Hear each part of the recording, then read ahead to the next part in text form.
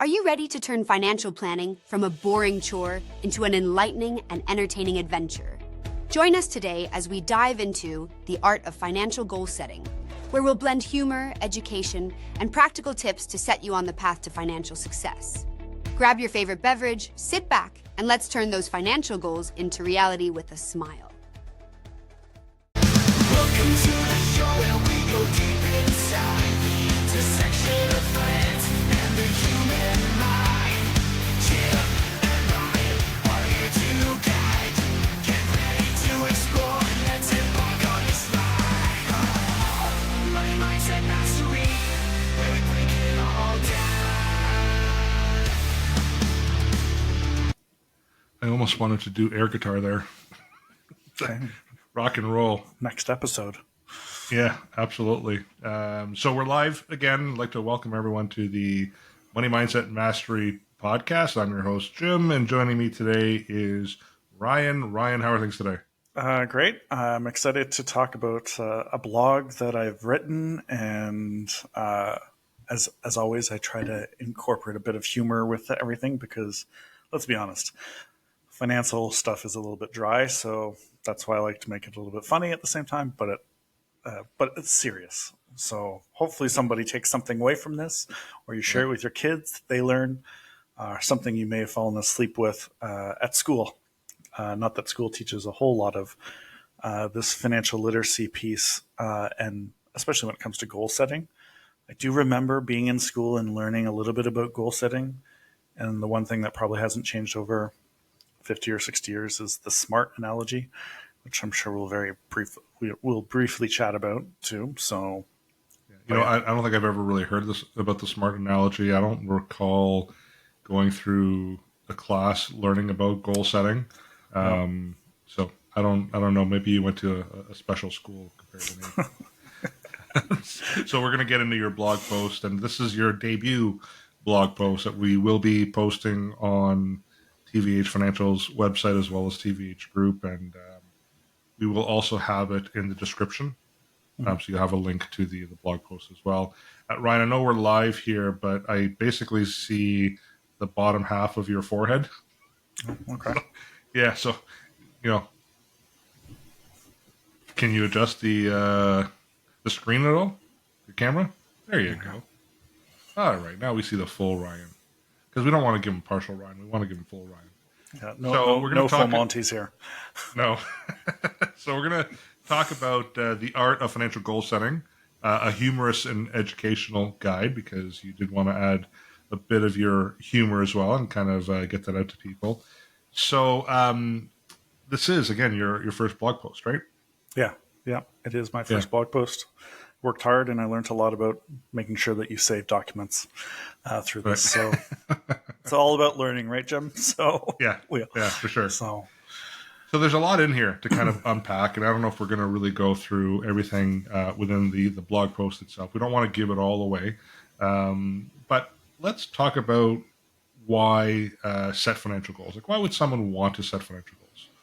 Well, I think as I've explained to many clients too, is like the GPS analogy, right? You kind of need to know where you're going with things, right? But the importance of using a GPS is, where's your starting point? And we've talked a lot about this in our podcasts, and we talk about it with our clients about the use of plan worth and helping collecting data and making sure we get a good picture of where you're currently at. That way we can use, big brush strokes of Bob Ross to paint a better picture of what your goals are. And you know what? So many people, I'm gonna use a 50-50. I'd say 50% of the clients that I talk with in the beginning have never actually set a goal before, especially when it comes to their finances, right? And we'll talk more about short-term versus longer-term goals and how that plays a bigger effect on what we invest you in, what you decide to making an investment in. And what does that short-term goal or long-term goal as far as like monetary value look like too? But I think it really creates a purpose for each client as to achieving something. And there's a lot of great articles out there about the psychology of setting goals for yourself and the journey that it takes to achieve that goal and the sense of accomplishment when it happens. And they don't have to be big outlandish goals like, I don't know, buying an island or anything like that, but it can be something that's a little bit smaller, more achievable, and especially for younger people, younger listeners, the importance of setting these smaller goals, whether it's making a sports team, whether it's say, I remember probably the first goal that I remember was saving for a bicycle. Whole lot of Canadian Tire money collected at that time in my life too. But the reaching that goal and the pride that I had taking care of that bike too, it's probably still sitting in my parents' garage. I wouldn't be surprised if it's still immaculate the way like it came off the line. But yeah, it's just a lot of goal driven allows a little bit of purpose for people and how each of them can achieve that goal and how we can help support them with it. So Yeah, I like the GPS analogy because I'm actually getting ready, as you know, to go on it's going to take us 2 days to get to our destination. That's still in Ontario as well. So we're not going south, we're going north. And right now I'm literally going through the process of what route should I take. So if I didn't have a map and I just knew that I want to get from here to there, yeah, and I got in the car and I started driving, I think that would take me a lot longer if I ended up getting to the final destination as a result. yeah, So now what do? I use Google Maps as an example, just like you and I use planning software. And we establish these goals and we try to figure out, or we map out, how can we get there? And with Google Maps, what I like is, it shows me, well, you can kind of go around the longer way. It's a little bit straighter, a little bit longer in terms of kilometers, but no twisties, probably safer to get there. It's just going to take me a little bit longer to get to my final destination if I take that route. And then there's the other route, which is to go part of the way through the States. Well, that might cost me a little bit more just because of the exchange rate, and I'll have to deal with that. And then there's what we refer to as the scenic route. It's probably the fastest way of me getting there, but it definitely has a lot more twisties, nicer view, yeah, and I have one of three options. If we look at retirement planning, we can say conservative, balanced growth, right? So right now I'm decided that we're probably going to take the balanced approach in getting to where we have to go to, but at least I can see that and I can visualize it, right? And that's why setting the goals and having a planning program to guide you through that entire process, and someone who knows how to read the map, right? Like you and I. yeah, So I do like the analogy. So then there's people who, when they set goals, they try to determine, well, I've got some short-term goals I have to set, and I have some long-term goals. And we know it's easier for people to achieve their shorter-term goals from a psychological point of view. But let's talk about that, setting short-term versus long-term goals. yeah. I think Maybe give us some examples. Well, again, when it comes to shorter term goals, it helps you establish a rhythm, helps you create behaviors and habits that help support the longer term goal, right? And I think for shorter term goals, again, it's immediate gratification to be able to save for something shorter term that you get a result in, right? Because for a lot of people, the longer term goal is either saving for a house or for retirement. You don't see the gratification that comes in the longer term.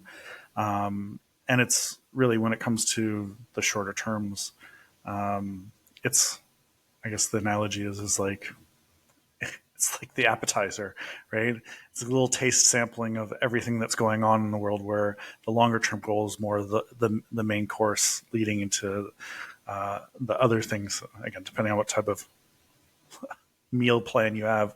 how many courses are going to be part of this, right? So, but I think for people with shorter term goals, it really helps them establish what is most important for them versus what their longer term goal is, creating a larger emergency fund, retirement. And retirement for a lot of people is just so way out there, they can't even think about it.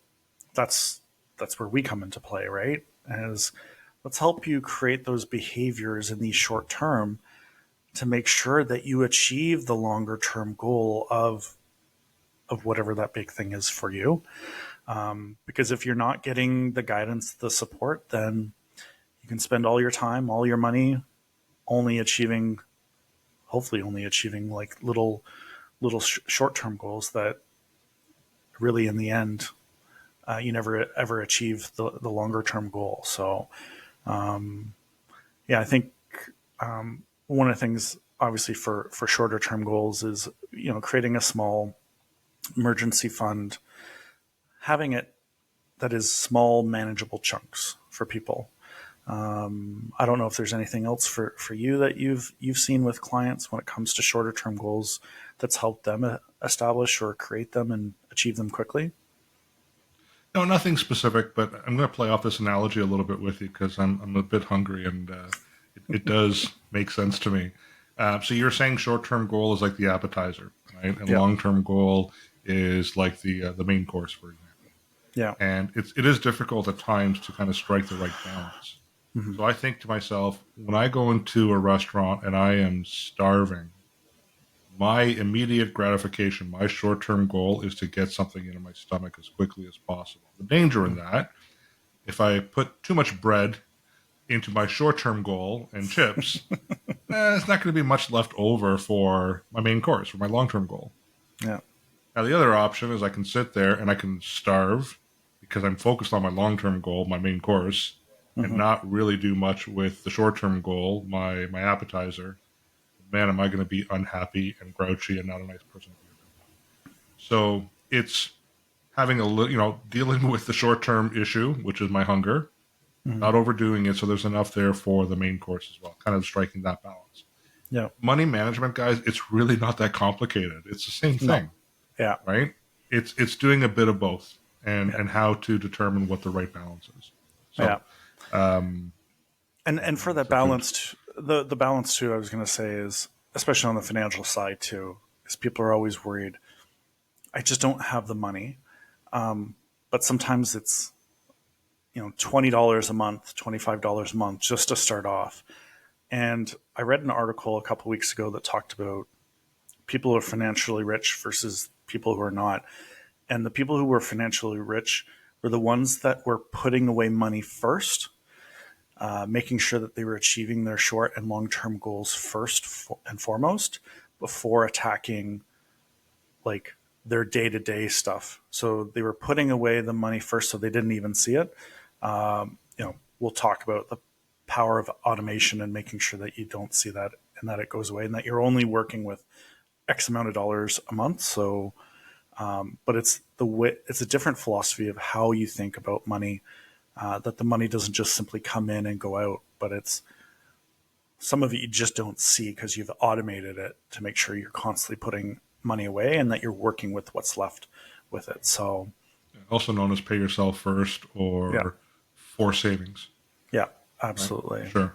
So, and I think obviously the balancing act is understanding that for younger people, their longer term goal may not be defined right now.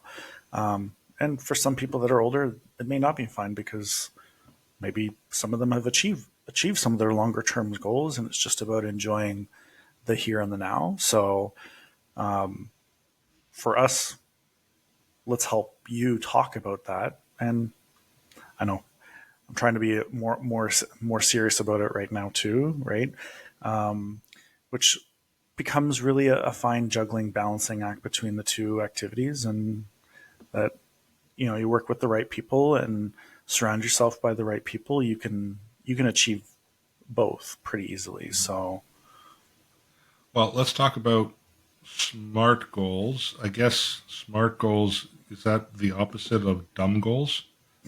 Like dollars under mattress bed. Is that what that would stand for? In the See, like in the freezer. I'm just on fire today. Yes.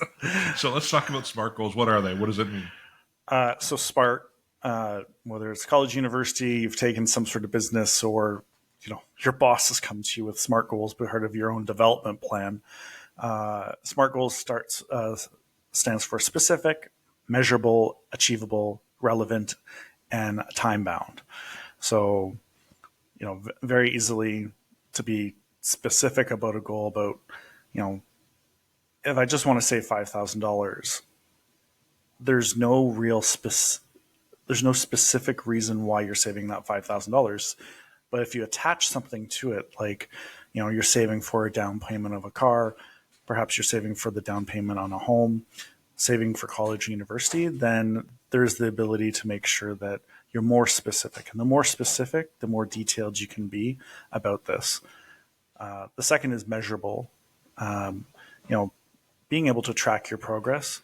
Jim, you and I, we have monthly meetings to track our own progress, talk about how we can continue to improve our business, how we can continue to grow ourselves as advisors and as people. It's very important to make sure that you're tracking that progress to see where you're at. And having, again, I will go back to always having the right team or the right pieces in place to make sure that you're able to measure those things, and the teams that are going to help you bring that all together. And then again, A for SMART is achievable, right? Set a realistic goal. Let's be honest. It's, for a young person or an older person, when it comes to whether it's retirement or saving for a house, maybe there's a lot more that you need to do to make sure that you're able to achieve a specific goal. If your goal is to save $1,000 a month, but you're only bringing in $1,000 a month when it comes to income, that's not necessarily an achievable goal. Some changes have to be made on your side. So, and then make sure it's relevant. Make sure that your goals align with your values, and it's your values and your goals, and not social media's goals or your friends or a family member's goal for you. But make it relevant to what you want to do. Say it's saving for a family vacation. That again goes back to your values and what's important to you. And then set yourself some deadlines. That's the biggest thing of, keeping yourself accountable, and whether you have a team or an advisor that's able to help you create those deadlines and what's achievable. I think it's important, because then you can see the progress. You can see that I have, 2 years to save for a giant family vacation or whatever it is. By having that and setting it in your calendar as reminders, what are some checkpoints that you need to have along the way as you set that timeline? So, yeah, that's what you missed. Maybe you missed that school day, Jim, for SMART goals. I missed a lot of school days, but we won't get into that. So you touched a little bit on this about the power of automation. Yeah. Automating, I think, is one of the most important things to do, and it becomes a bit of a habit. I know when I first started in the industry, we talked about the pay yourself first strategy, and the wealthy barber, and at the time it was 10% of your income should be set aside first. And I remember at the time making those recommendations, and I did it myself personally. It took about 2 or 3 months to readjust, and then after that it was fine. And I would feel good about the fact that I had set that money aside. So I think automation is very important. Yeah. Part of it could be a dollar figure, it could be a percentage of income, whatever it is. I know that some investment companies have certain minimums to deal with some of these automations. So if that's the case and you're trying to find some help, there are some of the robo-advisor platforms, not that we're a great fan of them, but as a starting point, they do offer much smaller minimums to help out with some of the automation as well.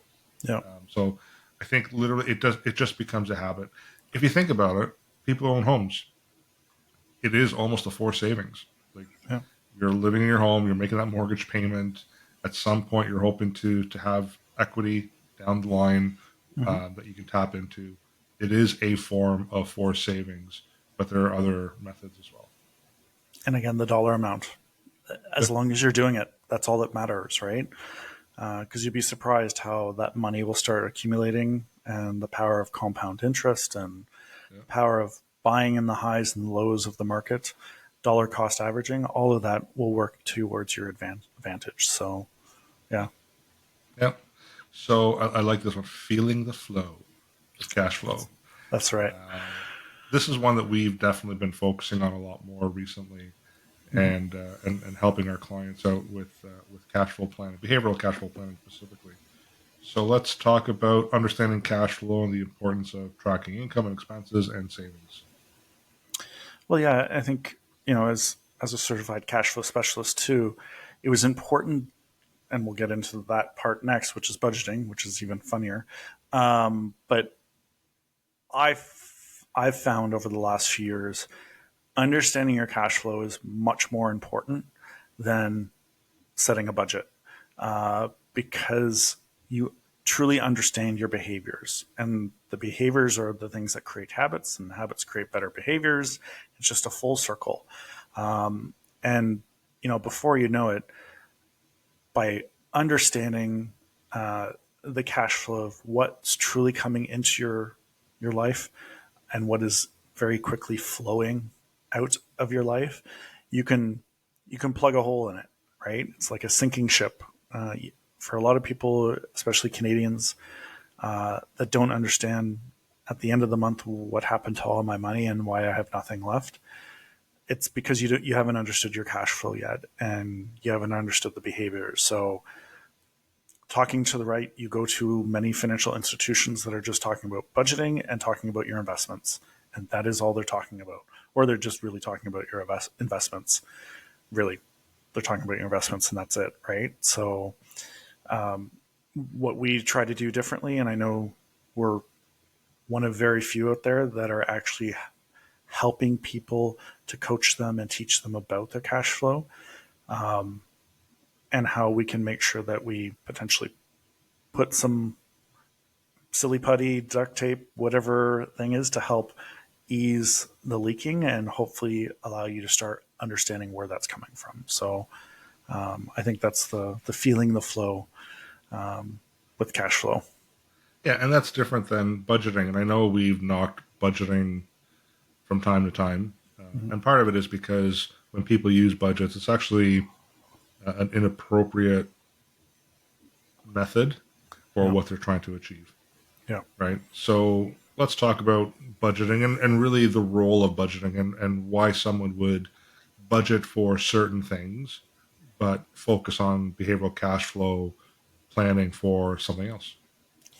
Well, I think, budgeting is really more for shorter term, right? Or that there's achievable something that you're trying, like you have a vacation and you want to make sure that you stay within budget. So, through cash flow, you've created an avenue to put aside money towards this vacation. The vacation was $5,000.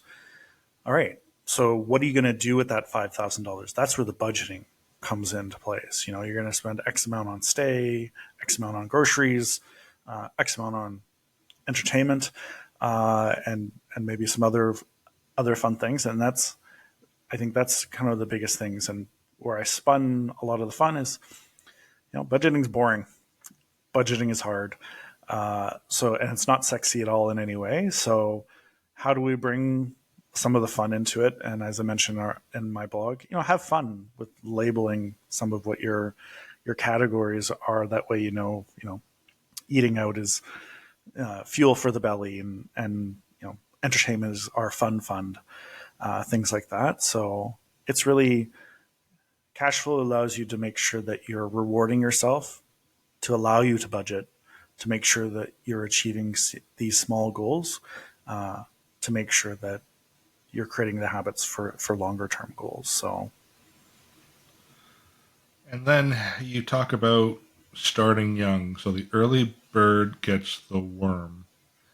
So why should someone start young, even if they don't have a lot of money to start off with? Yeah. Well, I should have said slow and steady wins the race, but it was focused on for many people, and Missed opportunity, Ryan. Missed yes, I know. Well, blog hasn't gone out yet, so opportunity.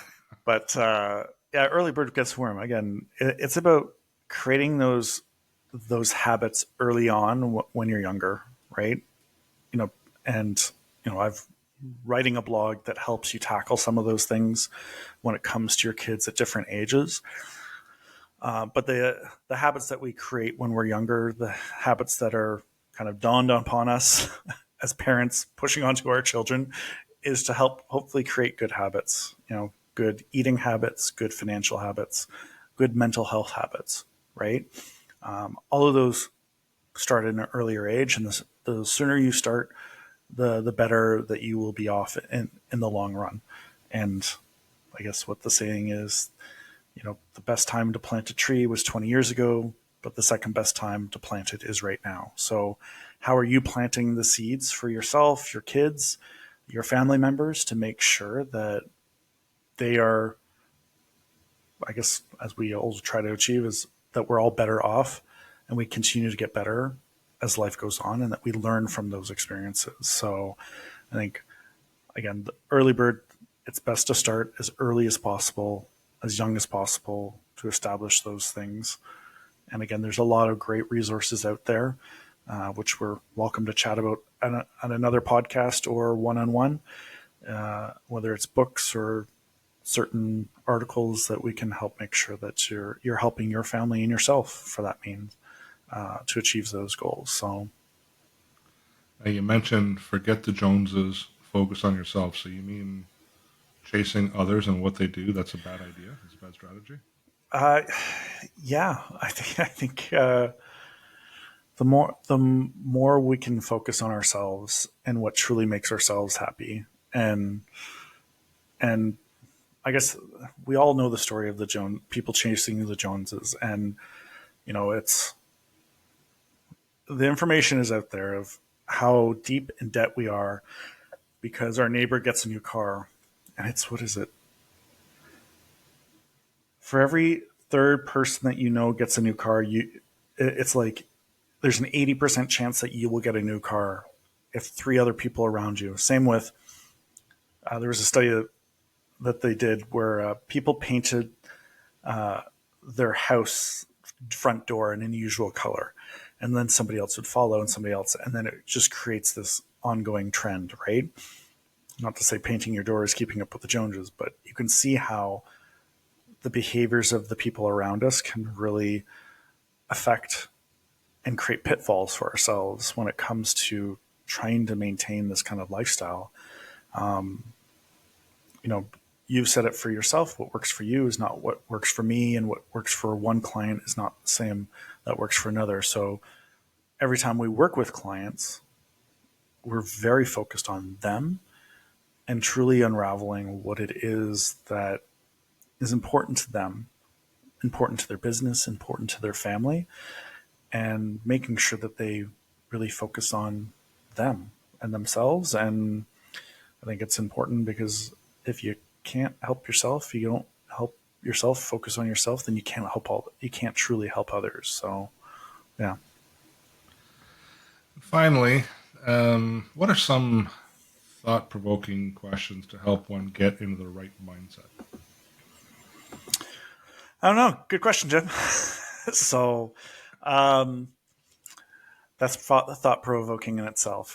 Again, I just kind of touched upon this, which is, what are your core values, and how do your core values align with your financial goals, and making sure that you're doing all the things that we kind of talked about to make sure you stay on the right path. A big one that is often hard for people to talk about, which is, what sacrifices are you willing to take now to achieve your short-term goals or long-term goals?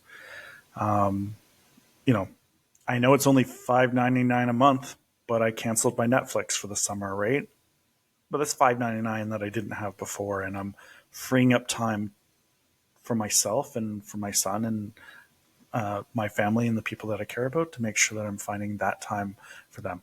and also have a lot of yard work that needed to get done too. So, and I listed 5 in the blog that I have, but I think the last one is another big one too. Is who can I turn to for support and accountability? Jim, you and I work together. We help each other become accountable for the things that we do. We help support each other endlessly for making sure that we're always doing the right thing, that we're always finding the right solution for the clients that we're working with. 2 brains are better than 1, or 2 half brains are better than 1. So, but I think it's important when it comes to the blog too, is asking yourselves and really reflecting: are you putting yourself in the right mindset to make sure that you're able to achieve those goals? Because I guess the stories that I have is number of clients that have come saying, I'll never buy a home, but knowing that if you do the right things, you attach yourself to the right core values, you keep yourself accountable, and you have the right team around you to help support that. I've had a couple of clients that never thought they'd ever, and they're in their mid-20s, so that have closed on, sorry, not a house, but a condo, as a great first step for that. So, Well, that's the mindset, right? I think we've talked about this, and I know when I was young, looking at buying a home, I felt the same way. Like, it was just something that I didn't feel was achievable based on my income at the time and what the prices were at the time. So I bought something small. It got me into the market. And after 2 years, when we started a family with Carol and I was able to afford something a little bit bigger because the house value went up a little bit, and paid down some of the mortgage, and eventually led to where I'm living now, which is closer to my dream home, what I've always wanted. But it took time. yeah, And it's a staged process. So absolutely. with the house purchasing, definitely have to set your money aside. There's different ways to do that, and different financial instruments where you can do that. But I think you also have to consider location, size, just get yourself in the market, and eventually kind of stage yourself, or go through the different stages or steps to ultimately get into the home that you really, really want to live into, and what may be considered your dream home. Right? Yeah. So it is a bit of a mindset as well. Yeah, and the book that I read recently, and I mentioned it on a podcast too, Bruce Lee's daughter, Be Water, My Friend. There's a lot of great information, and one of the things that stood out in reading that book was like, talking about sacrifices in your core. What's the 10% or even the 5% that you're willing to do for yourself right now to make sure that you're creating those behaviors and habits to achieve whatever that goal is. 5%. Whether it's you're tired at the end of the day to read 1 or 2 pages of a book that will help you understand your wellness, your financial wellness, whatever it is, maybe help with something that's going on in your life. Let's start helping people move towards their goals through doing just little. It's the, what's the best way to eat an elephant? One bite at a time. So, With a knife and a fork. oh well, yeah, that too. So, But you are right.